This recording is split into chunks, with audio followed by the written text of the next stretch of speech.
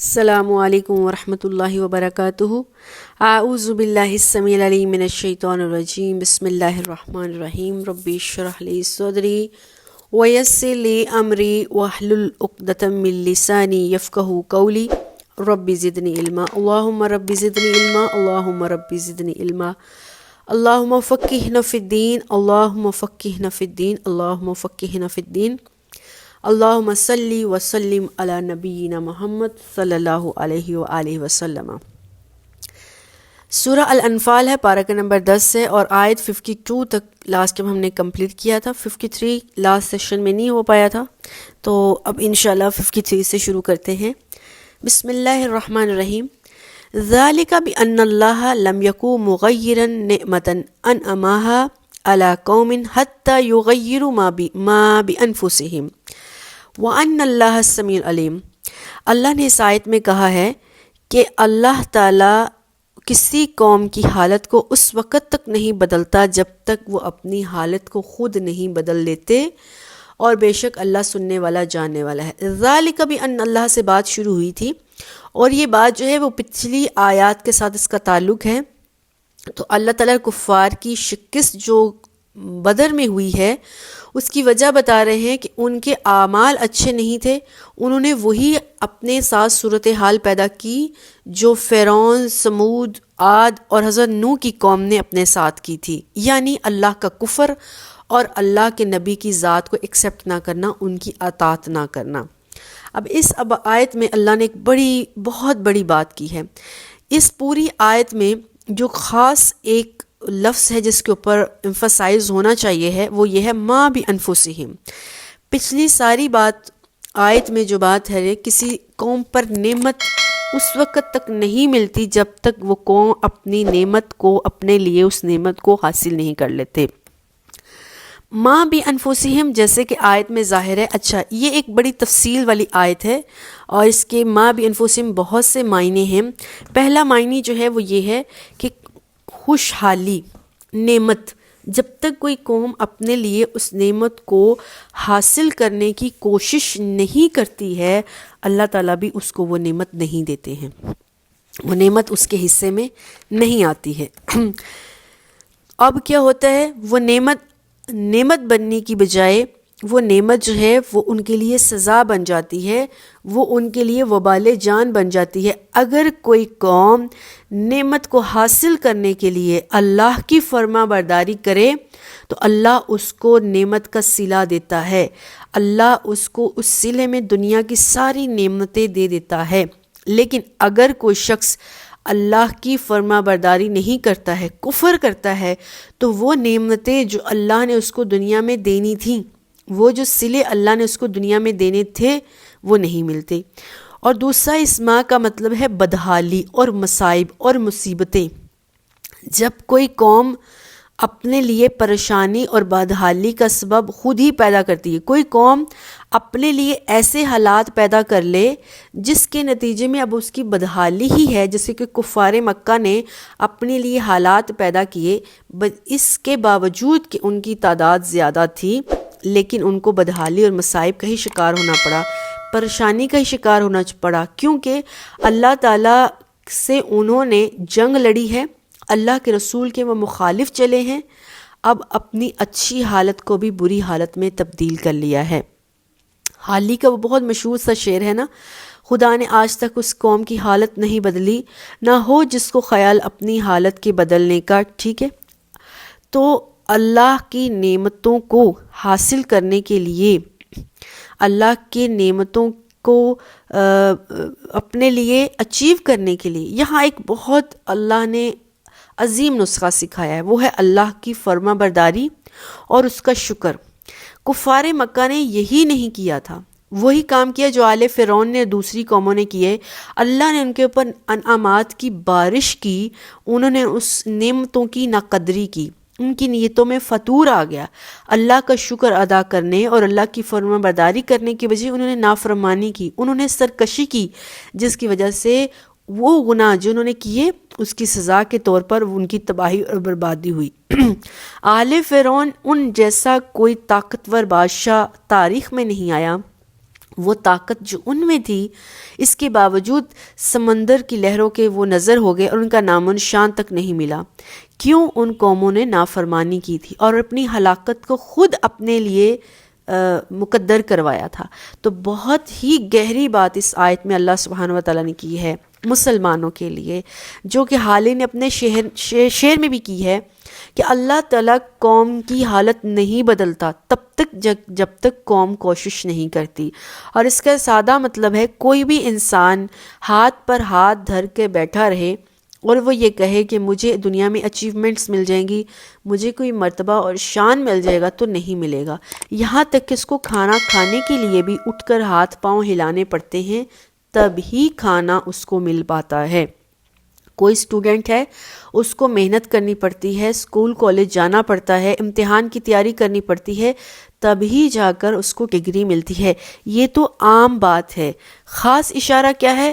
مسلمانوں کو اس میں غیرت دلوائی ہے کہ تمہارا مقدر اللہ نے بہت اونچا کیا ہے۔ جب بھی مسلمانوں نے خالص نیت سے اللہ سے ہیلپ مانگی ہے، اللہ کے دین پر چلے ہیں ریاکاری کے بغیر، اللہ نے ہمیشہ ان کی نصرت اور فتح ہی کی ہے۔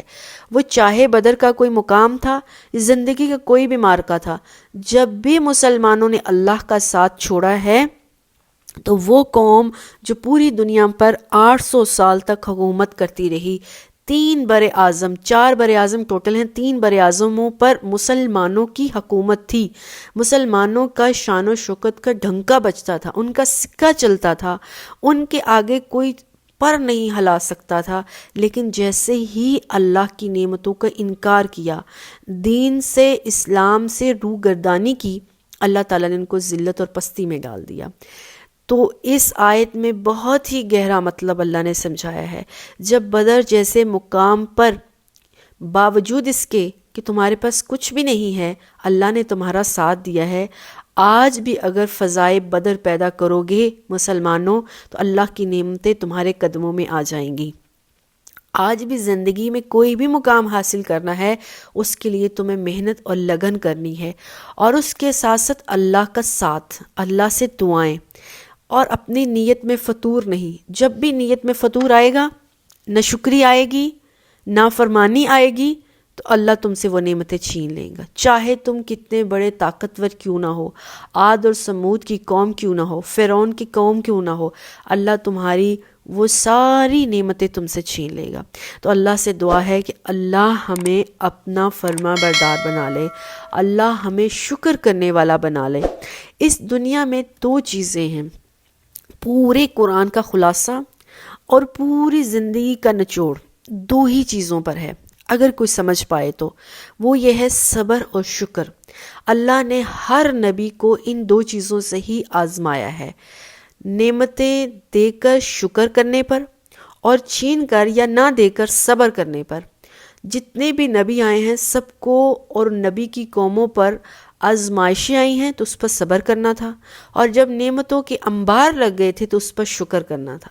زندگی کا خلاصہ بس یہ 2 چیزیں ہی ہیں، اور جس نے ان دونوں چیزوں کو تھامے رکھا، اللہ کی فرما برداری کو، شکر گزاری کو اور صبر کو، اللہ اس قوم کی حالات کو ضرور بدلتے ہیں۔ اور اللہ سبحانہ و تعالیٰ کا خود یہ فرمان ہے، اور اللہ اپنے فرمان سے کبھی روگردانی نہیں کرتا۔ تو اللہ سے دعا ہے کہ اللہ ہمیں قرآن کو سمجھنے والا اور منو ان جو اللہ نے قرآن میں کہا ہے اس پر عمل کرنے کی توفیق دے۔ اللہ کی توفیق اور ساتھ سے ہی ہو سکتا ہے، باقی کوئی انسان کسی قابل نہیں ہے۔ بس اللہ سے، اللہ نے بار بار یہ بات قرآن میں کہی ہے، مجھ سے مانگو، مجھ سے ساتھ تعلق رکھو تو میں تمہارا ساتھ دوں گا۔ تو اللہ سے دعا ہے اللہ ہمیں اپنا ساتھ دے، اپنے ساتھ تعلق جوڑے رکھے، تاکہ اس دنیا میں بھی ہمارے لیے کامیابیاں ہوں اور آخرت میں بھی اللہ کے نبی کے ہم امتی بن کر وہاں پر اللہ کے نبی کی شان کو بھی بلند کرے، آمین۔ آیت نمبر 54 ہے کدابی آل فرعون، جیسے کہ فرعون والوں کے ساتھ معاملہ ہوا تھا، والذین من قبلہم، اور اس سے پہلے جتنی بھی قومیں تھیں جو گناہ گار تھیں ان کے ساتھ جو معاملہ ہوا تھا، کذبوا بآیات ربہم، اللہ نے ان کو کیوں سزائیں دی تھی؟ کیونکہ انہوں نے اللہ کی آیات کو جھٹلایا تھا۔ فاخلقناہم بذنوبہم، ہم نے ان کے گناہوں کی وجہ سے ان کو ہلاک کر دیا۔ وَأَغْرَقْنَا آلَ فِرْعَوْنَ، اور فرعون کی قوم کو تو ہم نے غرق ہی کر دیا۔ وَكُلٌّ كَانُوا ظَالِمِينَ، یہ سارے کے سارے لوگ ظالم تھے۔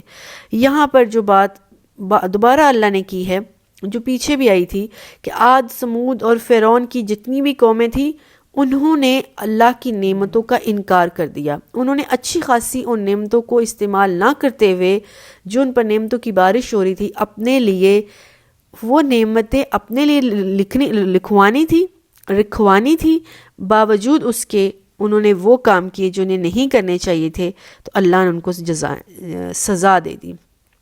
دنیا میں بھی وہ سزا پائے اور آخرت میں بھی ان کے لیے جہنم ہے۔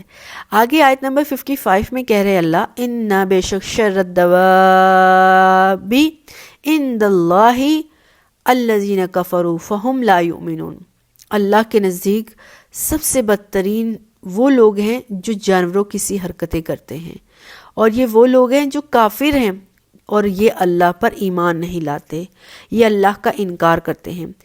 تو بدترین اس لحاظ سے ہیں، اللہ نے ان کو عقل دی تھی، اللہ نے ان کو قوت دی تھی، اور وہ عقل اور وہ تمیز اور وہ سینس جو اللہ نے انسان کو دی ہے، وہ جانور کو نہیں دی۔ تو اس طرح سے انسان جانوروں سے بھی پھر بدتر ہو گیا۔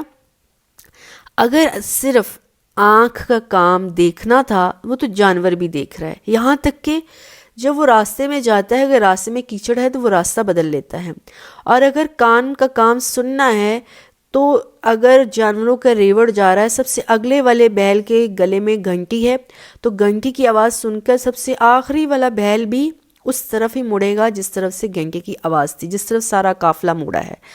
اگر کان کا کام یہ سننا تھا، اور اگر عقل کا کام یہ ہے چیزوں میں صرف اتنی تمیز کرنا کہ کون سی باسی ہے، کون سی تازہ ہے، تو یہ جانور بھی کر سکتا ہے۔ ہم جانور کو چارہ کھلاتے ہیں، پرانا چارہ وہ نہیں کھاتا، وہ سونگھتا ہے، یہ پرانا چارہ ہے، اور اگر ہم کبھی چالاکی سے اس کو نیا اور پرانا چارہ ملا کر کھلانا بھی چاہتے ہیں تو کیا ہوتا ہے، وہ اس میں سے سونگھ کر جو تازہ کھانا ہے وہ کھائے گا، پرانے کھانے کو وہ منہ بھی نہیں لگائے گا۔ تو اگر عقل کا کام صرف یہ تھا، کان کا کام صرف سننا تھا، اور آنکھ کا کام دیکھنا تھا، تو وہ تو جانور بھی کر رہا ہے۔ اللہ نے جو انسان کو عقل دی ہے، وہ تمیز کی قوت بخشی ہے، وہ عام جانور کو نہیں بخشی۔ اس قوت کو استعمال کرتے ہوئے سمجھنے، دیکھنے، سننے کی ہمت کرنا ہے، اور وہ ہے حق کو، اللہ کے دین کو، تاکہ وہ اور ایک جانور میں فرق کیا جا سکتے۔ تو اللہ نے کافروں کو جانور سے تشبیہ دی کیونکہ انہوں نے اپنے عقل کا استعمال اللہ کے دین کے لیے نہیں کیا، کان کا استعمال اللہ کے دین کے لیے نہیں کیا، تو گویا انہوں نے وہی کام کیا جو جانور کرتے ہیں۔ اللہ سے دعا ہے اللہ ہمیں جو اللہ نے اعضاء دیے ہیں اس کو اللہ کے دین کے لیے سمجھنے کے لیے استعمال کرنے کی توفیق دے، ورنہ جانور اور ایک انسان میں کوئی فرق نہیں رہ جائے گا۔ اگر ہم نے حق کا انکار کیا، اللہ کو نہ مانا، اللہ کے رسول صلی اللہ علیہ وسلم کی اطاعت نہ کی۔ آیت نمبر 54 میں ہے الذین عاہدت منہم ثم ینقضون عہدہم فی کل مرۃ وہم لا یتقون۔ یہ جو اللہ تعالیٰ جن کی بات کر رہے ہیں نا، وہ کافر جو اللہ کی بات کو نہیں مانتے، وہ جانوروں کی طرح ہیں۔ اللہ کہتے ہیں یہ وہ لوگ ہیں جو جانوروں کی طرح کی حرکت کرتے ہیں، یہ بار بار اللہ کے عہد کو توڑتے ہیں، جب بھی ان سے عہد کیا جاتا ہے یہ عہد سے منہ پھیر لیتے ہیں۔ وَهُمْ لَا يَتَّقُونَ، اصل میں وہ اللہ سے ڈرتے ہی نہیں ہیں۔ یہ ایک خاص واقعہ کی طرف اشارہ ہے، وہ واقعہ جس کو میثاق مدینہ کہتے ہیں۔ تو اللہ نے بدترین جانور کہا ہے ان لوگوں کو جنہوں نے مدینہ میں جو ہوا تھا وعدہ رسول اللہ صلی اللہ علیہ وسلم کے ساتھ، اس کو توڑ دیا۔ جب اللہ کے نبی مدینہ تشریف لائے، یہ ہم نے کئی دفعہ بات پہلے بھی کہی، آپ نے مدینہ کے یہودی اور جتنے بھی دوسرے قبائل مشرکین تھے ان سب کے ساتھ معاہدات کیے تھے۔ ان جو وعدے تھے، معاہدہ تھا، اس کا نام تاریخ میں میثاق مدینہ ہے۔ اور آپ نے یہود کے ساتھ جو معاہدات کیے تھے اس کی کچھ دفعات تھے، کچھ نکات تھے، کچھ کیا کہہ سکتے ہیں پوائنٹس تھے۔ تو پہلی اس میں معاہدہ، پہلی دفعہ یا پہلا پوائنٹ وہ یہ تھا، مسلمان اور یہود آپس میں امن سے رہیں گے، کوئی ایک دوسرے پر ظلم و زیادتی نہیں کرے گا، ان کے تعلقات خیر خواہی پر اور فائدہ کی بنیاد پر ہوں گے۔ دوسرا دفعہ وعدہ یہ تھا کہ اگر مدینہ پر کوئی بیرونی حملہ ہوتا ہے تو مسلمان اور یہود مل کر دونوں مدینے کا دفاع کریں گے اور اخراجات آپس میں بانٹ لیں گے، اخراجات بھی خود ہی اٹھائیں گے۔ تیسرا دفعہ یہ تھا، یہود اپنے جھگڑوں کا جو بھی فیصلہ کروانا ہوگا اپنی شریعت کے مطابق خود ہی کر لیں گے، اگر وہ چاہیں تو وہ رسول اللہ صلی اللہ علیہ وسلم کے پاس وہ مقدمات لا سکتے ہیں۔ اب اللہ کے نبی ان کا فیصلہ کریں گے۔ اب اللہ کے نبی نے جو فیصلہ کر لیا، یہود کو فیصلہ ماننا پڑے گا۔ نمبر 4، قریش اور ان کے مددگاروں کو یہ پناہ نہیں دیں گے یہود۔ نمبر 5، یہود کو کہا گیا تھا اگر کوئی آدمی اپنے حلیف کی وجہ سے، کوئی آدمی جس کے ساتھ ان کی دشمنی ہے اس وجہ سے وہ اس کو مجرم نہیں ٹھہرائے گا، اپنی دشمنی کا بدلہ نہیں لے گا۔ نمبر 6، معاہدہ کے جتنے بھی شرکا ہوں گے وہ مدینہ کے اندر خون خرابہ نہیں کریں گے، لڑائی جھگڑا نہیں کریں گے۔ اور نمبر 7 یہ تھا کہ معاہدہ میں جو بھی فریق جھگڑا ہو جائے گا آپس میں، اس کا فیصلہ اللہ کے رسول کریں گے۔ جتنے بھی فریق اس معاہدے میں شامل تھے ان کے درمیان میں اگر کوئی بحث ہو جائے گی تو اس کا فیصلہ اللہ کے نبی کریں گے۔ ویسے کافی زیادہ پوائنٹ تھے، لیکن یہ جو 7 پوائنٹ ہیں یہ بہت موٹے موٹے اور اہم پوائنٹ تھے۔ لیکن جب مسلمان مدینہ میں بسنے لگے اور رہنے لگے تو اس وقت انہوں نے خلاف ورزیاں کر دی۔ شروع میں مدینہ کے اندر یہود کے جو 3 قبائل آباد تھے، تینوں نے باری باری اللہ کے نبی کے پاس جا کر ان وعدوں کا رکھا تھا، اللہ کے نبی کے ساتھ پرومس کیا تھا۔ انہوں نے اوس اور خزرج کے درمیان میں عدوت ڈالنی شروع کر دی۔ اب بعد میں کیا نتیجہ نکلا؟ جو اس آیت میں اللہ نے کہا ہے نا، آیت نمبر 56 میں، کہ یہود جو ہے وہ کافروں سے زیادہ یہود جو ہے وہ کافروں سے زیادہ یہاں پر خطرناک نکلے ہیں۔ اس کے علاوہ اللہ نے کہا ہے کہ جانوروں سے بھی زیادہ بدترین ہیں، تو وہ اسی بات کی طرف اشارہ ہے کہ یہود نے اپنی وہ جو پرانی عادت حضرت موسیٰ علیہ السلام کے زمانے میں یہ حرکتیں کرتے تھے، وہ عادت کیا تھی؟ ہر بات حضرت موسیٰ سے، ہر دفعہ اللہ سے وعدہ کرتے، ہر بار حضرت موسیٰ سے وعدہ کرتے اور پھر وہ وعدہ توڑ دیتے۔ وہی خلاف ورزیاں اب اللہ کے نبی کے ساتھ بھی کی یہود نے۔ انہوں نے اوس اور خزرج کے درمیان عداوت ڈالنے کی کوشش کی، وہ نہیں ڈالنی چاہیے تھی۔ منافقین کے ساتھ مل کر رسول اللہ صلی اللہ علیہ وسلم کے خلاف انہوں نے سازشیں کی۔ ایک عورت جو کہ بنو کینکا کی بازار میں ایک سنار کے پاس گئی تھی، بڑا مشہور واقعہ ہے، انہوں نے شرارت کے طور پر اس کو ننگا کر دیا، جس پر فریقین کو سزا ہونی تھی، لیکن انہوں نے اس سزا سے بچا لیا اس گروپ کو۔ پھر غزوہ بدر کے بعد کعب بن اشرف جو کہ خود مدینہ گیا تھا، یہود کا سردار تھا، منافقین کا سردار ہے، اور مشرکین مکہ کو قریش مسلمانوں کے خلاف اس نے بھڑکایا۔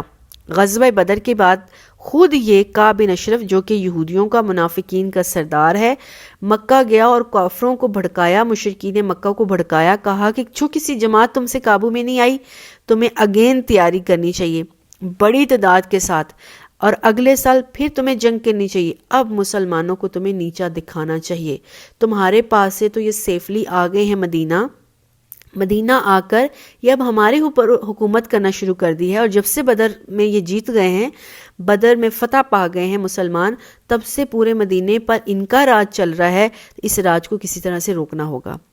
پھر رسول اللہ صلی اللہ علیہ وسلم کو یہود نے سازش کر کے چھت سے گرانے کی کوشش کی۔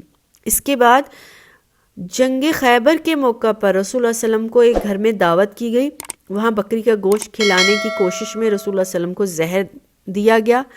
اس طرح سے کئی ایسی وعدے ہیں، کئی ایسے معاہدے ہیں جو کہ کفار نے، منافقین نے اور ان یہود نے رسول اللہ صلی اللہ علیہ وسلم کے اگینسٹ کیے تھے۔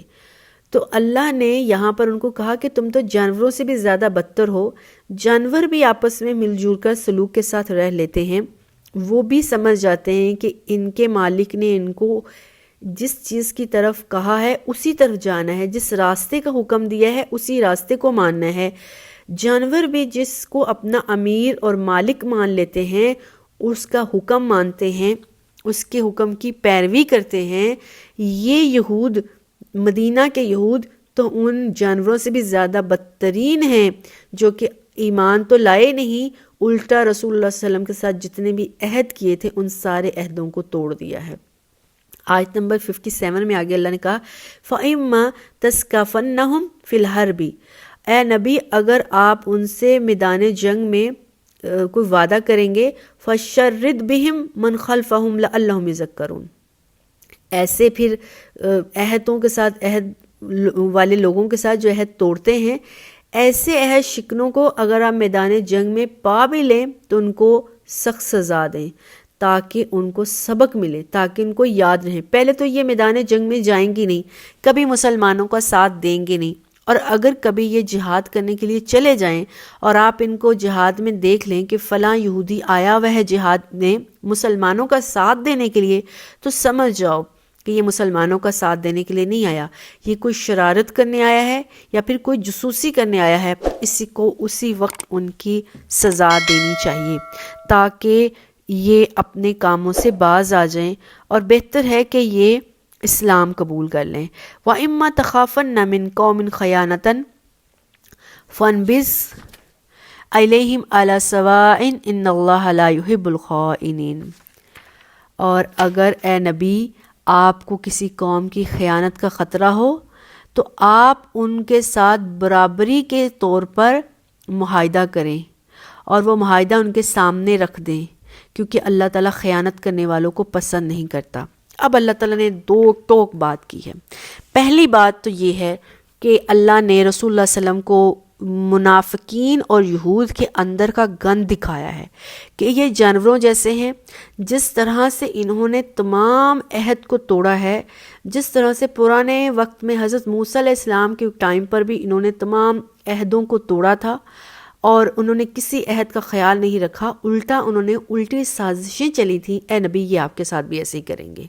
اور پھر اللہ کے نبی کو وہ جو انہوں نے میثاق مدینہ پر عہد کو توڑا تھا، اللہ نے اپنے نبی کو وہ بھی یاد کروایا، ریکال کروایا کہ جیسے انہوں نے اب بدر کے موقع پر آپ کا ساتھ دینا تھا، انہوں نے ساتھ نہیں دیا، یہ گھر دبک کے بیٹھ کے الٹا مسلمانوں کو ذلیل کیا، بے عزتی کی ان کی، کہ تم تھوڑی سی تعداد کافروں کا کیا بگاڑ لو گے، اور تم جو ہے یہ دوسرے جتنے بھی لوگ تمہارے ساتھ انصار جہاد کرنے جا رہے ہیں ان کو بھی مروا دو گے۔ تو اللہ کہہ رہا ہے کہ انہوں نے جس طرح سے مسلمانوں کا ساتھ دینے کی بجائے ان کی ہمت کو توڑا ہے، اگر کبھی نیکسٹ ٹائم منافقین اور یہود تمہارے ساتھ جنگ میں حصہ لے بھی لیں تو فوراً ان کو جنگ سے باہر نکال دو یا پھر ان کو کوئی سزا دو۔ کیوں؟ کیونکہ کبھی بھی یہ مسلمانوں کی خیر خواہی کے لیے تو جنگ میں حصہ لینے جائیں گے نہیں، کافروں کی شے پر جائیں گے، جاسوسی کرنے کے لیے جائیں گے، یا وہاں کوئی شرارت یا پھوٹ ڈالنے کے لیے جائیں گے، کیونکہ ان یہود کا کام ہی یہی ہے۔ پہلا طریقہ تو یہ ہے۔ دوسرا طریقہ ہے نبی، اگر آپ کو پتہ چل جائے کہ یہ یہود اب خیانت پر اتر آئے ہیں اور یہ رسول اللہ صلی اللہ علیہ وسلم اور مجاہدین کی ساری باتیں جا کے کفار کو بتا دیں گے اور مسلمانوں کی جماعت کو کمزور کریں گے، تو اس صورت میں آپ کو ان کے ساتھ معاہدہ کرنا چاہیے برابری کی سطح پر، اور اگر یہ اس کے باوجود بھی خیانت کریں گے، اس وعدے کو توڑیں گے، تو پھر اللہ تعالیٰ خود ہی ان کے ساتھ کام کر لے گا۔ اب جتنے بھی انہوں نے زندگی میں برے کام کیے ہیں، ہر ایک کے بعد اللہ کے نبی نے ان کے ساتھ معاہدہ کیا، اور ہر دفعہ انہوں نے معاہدے کو توڑا، اور ہر دفعہ اللہ کے نبی نے صبر سے کام لیا ہے۔ ان کے جو سردار ہیں منافقین کے، عبداللہ ابن ابی، اس نے یہود کے ساتھ مل کر ہمیشہ مسلمانوں کے خلاف سازشیں کی ہیں۔ ان سازشوں کی بنا پر کبھی ان کو معافی مل جاتی تھی، کبھی اللہ کے نبی ان کو قید کر دیتے تھے، کبھی ان کو جلا وطن کر دیا جاتا تھا۔ آخر میں یہ لوگ شام چلے گئے تھے۔ اس کے بعد بنو نذیر کو اللہ تعالیٰ نے، جو یہود کا ایک گروپ تھا بنو نذیر، اس کو بھی جلا وطن کر دیا۔ پھر جنگ خندق کے بعد بنو قریظہ کو بھی قلعہ بند کیا گیا، بالآخر قتل کیے گئے، ان کے بچے اور عورتیں غلام بنائے گئے۔ خیبر کے موقع پر یہودیوں کو قلعے میں بند کیا گیا۔ غرض جب بھی لڑائی کا موقع پیش آیا ہے نا، یہودیوں نے کھلے دل سے مسلمانوں کے خلاف ہی حصہ لیا ہے، اور کبھی بھی مسلمانوں کے ساتھ دینے کی جرت نہیں کی۔ حتیٰ کہ غزوہ احد، غزوہ خندق کے موقع پر کوئی بھی ایسا جنگ نہیں ہے جہاں پر انہوں نے مسلمانوں کا ساتھ دیا ہو، ہمیشہ کفار کا ہی ساتھ دیا۔ یہ لوگ ہمیشہ سازشوں میں رہے، شرارتوں میں رہے، فتنوں میں رہے، عہد شکنیوں میں رہے، مسلمانوں کو پریشان کرتے رہے۔ تاہم یہ جو آیت ہے، آیت نمبر 58، اس میں منافقین اور یہود کی وہ ساری شروع سے لے کر بدر سے لے کر آخری ٹائم تک ان کی عہد شکنیوں کے بارے میں اللہ نے بات کی ہے، اور پھر ان کو کیا کیا سزائیں ملی ہیں ان کے بارے میں بات ہوئی ہے۔ آگے جو ہے آیت نمبر 59 اور اس کے آگے جو سلسلہ چلے گا، کس کس طرح سے یہود نے مزید مسلمانوں کو پریشان کیا، اللہ کے نبی نے ان سے کون سے وعدے لیے تھے اور ان وعدوں کا کیا انہوں نے پاس رکھا، کس ٹائم پر انہوں نے مسلمانوں کا ساتھ دیا اور کس ٹائم پر نہیں دیا، یہ ساری بات جو ہے وہ آگے انشاءاللہ ہم دیکھیں گے۔ یہاں تک جو ہے وہ منافقین اور یہود نے مسلمانوں کو جو تنگ کیا ہے، جو عہد شکنیاں کی ہیں، اور جو سب سے پہلا عہد جو اسلام کی تاریخ میں اللہ نے یہود کے ساتھ کیا تھا، اللہ کے رسول نے یہود کے ساتھ کیا تھا، وہ تھا میثاق مدینہ، جو انہوں نے توڑ دیا۔ اور وہ کب توڑا؟ غزوہ بدر کے موقع پر۔ تب ہی یہ پتہ چل گیا تھا کہ منافقین آگے چل کر اور یہود آگے چل کر مسلمانوں کے خیر خواہ نہیں ہو سکتے، اور پھر بعد میں ہمیں تاریخ یہ بات بتاتی بھی ہے۔ اللہ سے دعا ہے اللہ ہمیں مسلمان، پکا سچا مسلمان بنائیں، اور مسلمانوں کا حامی اور ان کا ساتھ دینے والا بنائیں، اور اسلام کی خدمت کرنے والا بنائیں۔ والسلام علیکم ورحمۃ اللہ وبرکاتہ۔